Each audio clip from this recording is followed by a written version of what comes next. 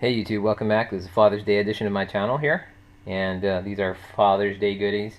I have a Glock 20 as my Father's Day goodies. If you've been following, I've been recently just been spending a lot of time on my Glock 20 10mm. This is my most powerful handgun. It's got a lot of kick and a lot of power and punch to it, and been really liking it. So I've kind of evolved it from your standard Glock 20 offering to adding a whole bunch of stuff on it. And I'll go over that in a little bit. But before we begin, let's make sure the gun's cleared. Perfect. Magazine, empty. Chamber, empty. Sweet. So now that we're safe and we have a cleared gun, one of the things that I've got here are these brass floor plates. They should do a couple of things, you know. Number one, if you noticed, when I put the magazine in, I really have to use the hill part, top part of my palm to get that in there, because it's flush. If I try to do this with it, you know, I mean, that went in this time, but you know, it's not always seated, and I always have to kind of work it in there. What these base plates will do, or they should do at least, I won't know till I install it and kind of play with it, they'll extend it a little bit outwards. The other thing they'll do is, because of the added weight, you know, they'll add to the recoil. I mean, reduce the recoil of the gun, supposedly, because you know, you got more weight for the gun, so the slide can do its thing. But it should also drop a lot easier, you know, since it adds a little bit more weight to the bottom of the gun. Basically, doing that should be a lot easier. What else we have here? We also have the regular sized match barrel, and that's just so that it looks more normal. And a couple times I've tried concealing it. This thing jams into my thigh. Alright, the other thing too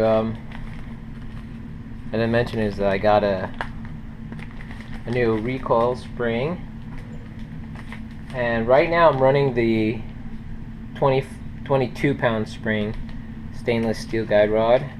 This is the 20-pound spring, a tungsten being heavier than both the stock as well as the stainless steel.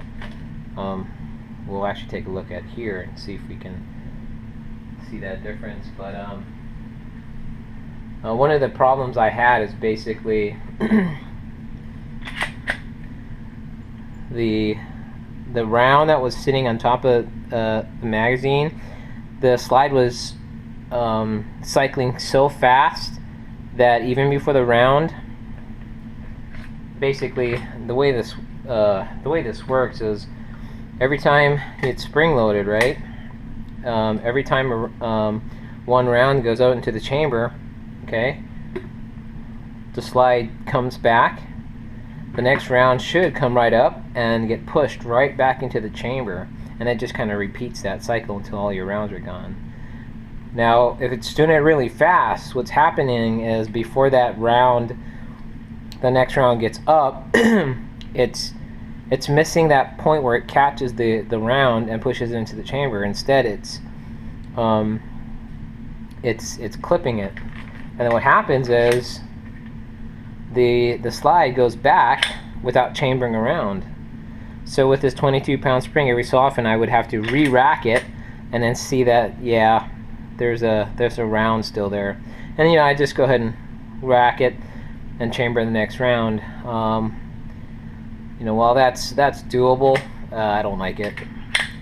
If you're gonna compete with the gun, or you're gonna go do some tactical drills or whatnot, you really don't want that happening.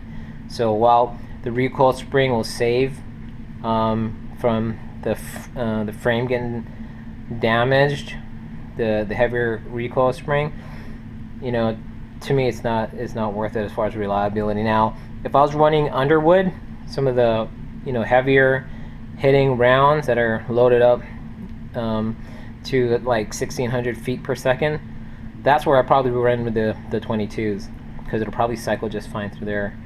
But you know, with my personal loads, I kind of keep it on the more conservative side. Just the higher end of the reloading specifications, you know, slightly above it actually, but not to the point where I'm pushing it at dangerous levels, because, you know, I want to keep it safe and basic. And I know you can load it up and still be safe, but that's, you know, it is what it is. That's what I want to do. Anyways, so the idea is this lighter recoil spring. It's heavier than the factory. It's 20 pounds versus 17 from the factory, and actually it's heavier than even what's in here. So let's go ahead and take that magazine out, pull the tabs down. That's how you do it with a Glock.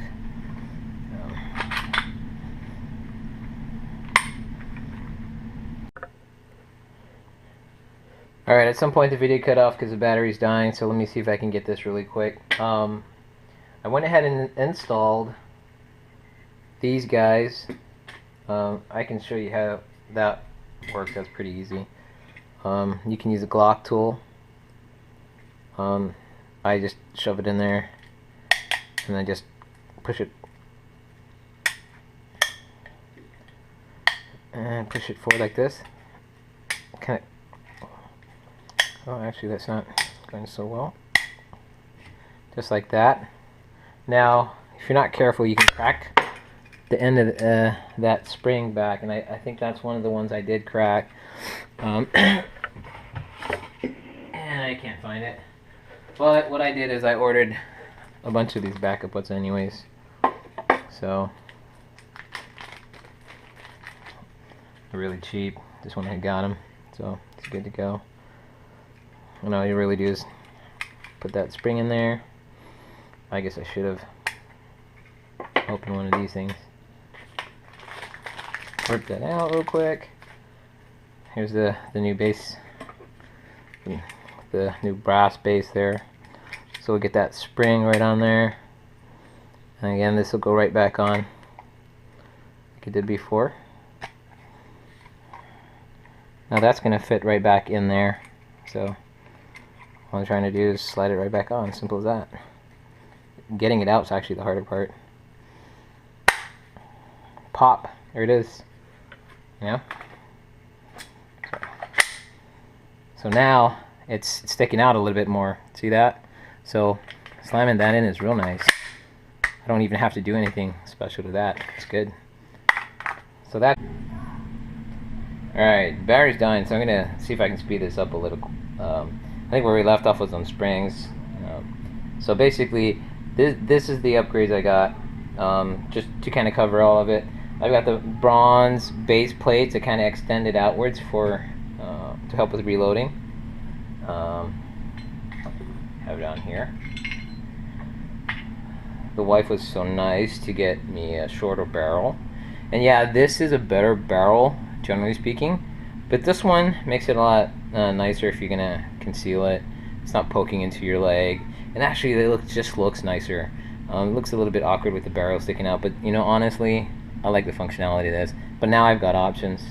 I was gonna go get a drop-in 40 Smith & Wesson, but why would I downgrade? So I just got a shorter 10 mil, and I just, you know, as an option.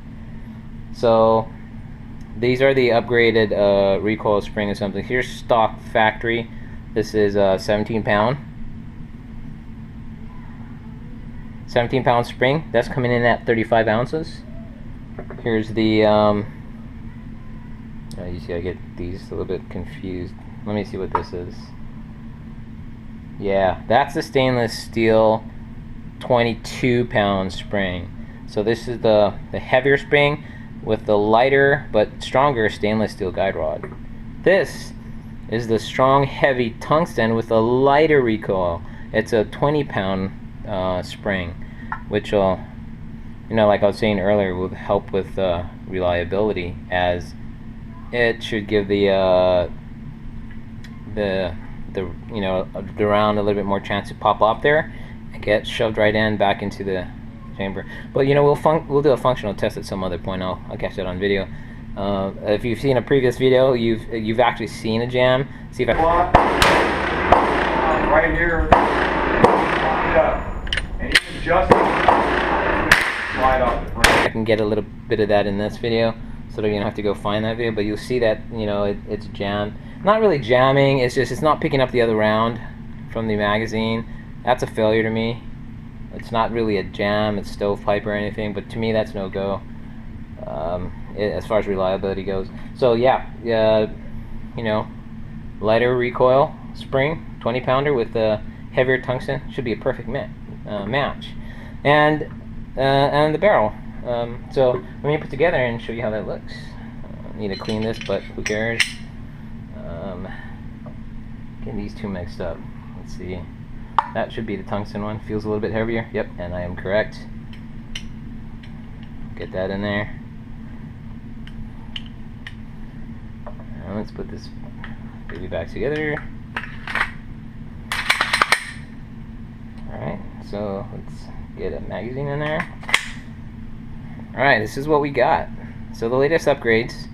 A lighter spring, help with the functionality of it. A shorter barrel. It looks nicer. It just looks like a standard pistol. It doesn't look, you know, clownish or anything. It's okay. You know, it'll help with concealing. It won't jab into my leg, so that's great. I like that. And this, like I showed you earlier, I don't have to really try now. It'll go in each time. Really solid. I don't have to palm smash it in or do it a special way, but it's good. I don't know, I think that's good. That's good for another range test. What do you think, huh? Yeah, it's good Father's Day stuff. Excellent. Gotta thank the wifey for that. She rocks. She's definitely a keeper. Anyways, we'll get some videos of this at some point. Probably next week. I got a bunch of stuff going on tomorrow for Father's Day, which this video will probably be posted either the day before or on Father's Day. But so it's Saturday, tomorrow's Father's Day, but you know, I'll call it Father's Day edition anyways, because here's the goodies. I got them early and I put them together early, and that's pretty sweet. What do you think, huh? I love it. Gotta love that 10 mil. I don't know. If you don't have a 10 mil, you should go get one, and if you don't like it, return it or sell it to me cheaper. You know, I can always have more than one, right? Anyways, happy Father's Day, all you fathers out there, Second Amendment supporters, and even if you aren't, happy Father's Day. Have a good one.